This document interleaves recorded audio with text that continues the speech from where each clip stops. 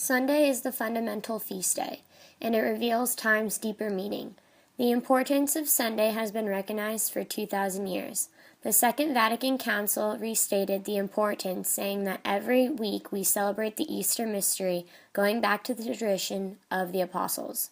Until recently, Christian countries as well as civil societies recognized Sunday as holy. Change in socio-economic conditions have altered the character of Sunday.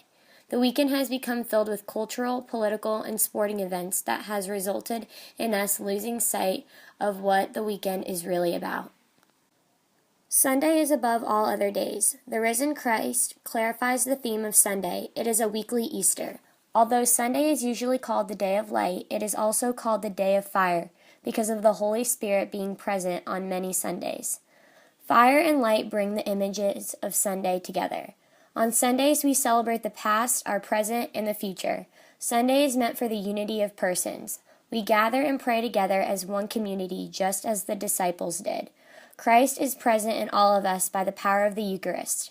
The Eucharist is the same as any other day, but receiving it as a community makes it different. We open ourselves to the universal church. On the seventh day, God finished his work, and he rested. We are called to rest on Sundays just as the Lord did. The Sabbath was made for man, not man for the Sabbath. We work for 6 days of the week, but we are not called to work on the seventh. Resting gives one an opportunity to reflect on the work of God and remove oneself from tasks throughout the week. Although we are called to rest on Sundays, the Lord's Day can also be an opportunity for the faithful to devote themselves to works of mercy and charity. The Eucharist commits the faithful to all works of duty. We are given the opportunity to give to the poor every Sunday at Mass. Because of pressures today, the percentage of people attending Mass on Sunday is lowering. The Code of Canon Law of 1917 for the first time brought the tradition of attending Mass on Sunday. As well as the faithful, bishops and pastors have a responsibility.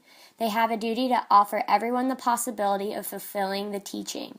They also have the responsibility to remind the faithful to attend Sunday Mass when they are away from their parish, on vacation, or for business. The faithful that are unable to attend Mass because of sickness, disability, or other serious causes should try their best to bring themselves to the celebration by other means, for example, reading the readings and prayers. In other countries, it is sometimes difficult for the faithful to participate in Sunday Mass.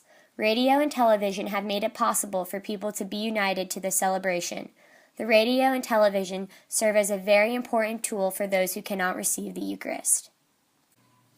Today we find ourselves forgetting the meaning of Sunday. Sometimes circumstances come up in our lives that test our Sunday tradition. The Holy Spirit works to guide us to the Lord, and we become united again with the Eucharist. Domini gives us an outlook on how we must look at Sunday and how we can always stay with the tradition.